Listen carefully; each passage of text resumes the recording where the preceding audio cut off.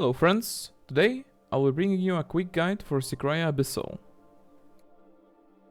Sycraia is a pretty old spot without complicated mechanics, so I'll try to cram as much info as I can without making this a long video. First things first, let's talk a little bit about getting to the spot. I've heard a lot of complaints on how out of the way it is and how long it takes to get there. Let me show you a simple way you can get to Sycraia in just under 5 minutes.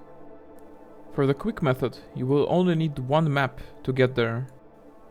You can start in Velia, use map to Ilia Island and run all the way around to the NPC that gives you swimming speed buff. From the beach, you want to swim around 10 to 20 seconds until you see the Racid Island node. As soon as you're in the node area, you can use the escape function. Doing so should put you in the upper Sycraia near repair NPC. From there you do the usual, run to the sealed stone and use your key to get in. You will spawn downstairs in one of the entrance portals. From there you should head to the rotation of your choice.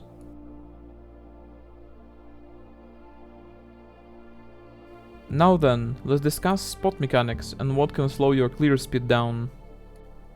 The big mobs, Kurebas and Elmer moles, as well as Lycans, have one simple CC mechanic each.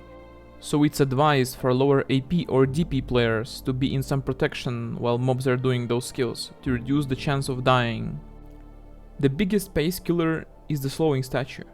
Some of them will just shoot the debuff ray instantly, without giving you enough time to kill it.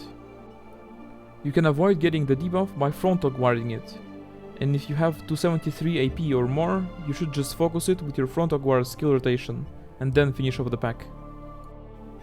Perfectly timed iframe should also work, but from my limited testing, it has proven to be inconsistent, at least for me. Now for the juicy loot part.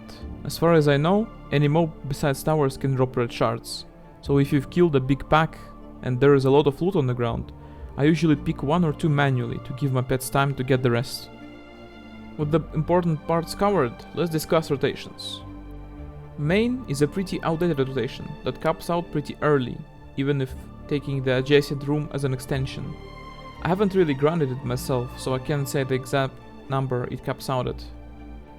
Statue is the next stepping stone, a pretty simple rotation that only takes up 1 room, pretty contested from what I've seen, but either way it will be the best rotation given that you don't overclear. For me, it capped out at around 9k on Awakening Witch, and 9k and 50 on Awakening Lan. My favorite one so far is the double room rotation. There are 3 rooms really close together behind the statue rotation: water room, small room and big room. Combination of 2 of them should cap out at around 10.3 to 10.5k depending on class, with Awake's Lan and Sack Tamer being slightly better than the rest due to their town skill. Last but not least, the ultimate 3 room rotation. Only really worth it for higher AP and only certain classes as of making this guide, since other rotations don't really support that high of a clear speed. Triple room rotation of water, small and statue should cap out at high 18k, low 19k blue loot scroll, which is not really achievable right now, since there aren't any classes that have the insane movement required to achieve such a pace. Now that we've covered rotations, let's talk about buffs. For food, I found Simple Crone to be the most effective, no matter the AP.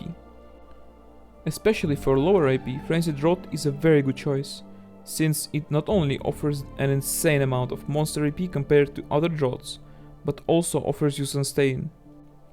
Perfume is very optional. I myself use Spirit for most of the hours, since I don't have the mana pot yet. It offers a very good mana sustain, which is perfect for chill grind.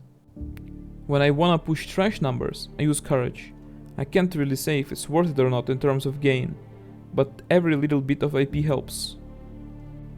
You can also use Hulk if you have a very low DP, but that shouldn't be necessary once you get familiar with the spot. Other buffs like Furniture, Church or Heidel are also highly optional, and are not required to efficiently grind the spot. Well, that's pretty much it for this one. If you guys want to see an updated guide for pools in all the rotations I've mentioned, let me know. As always, thanks for watching.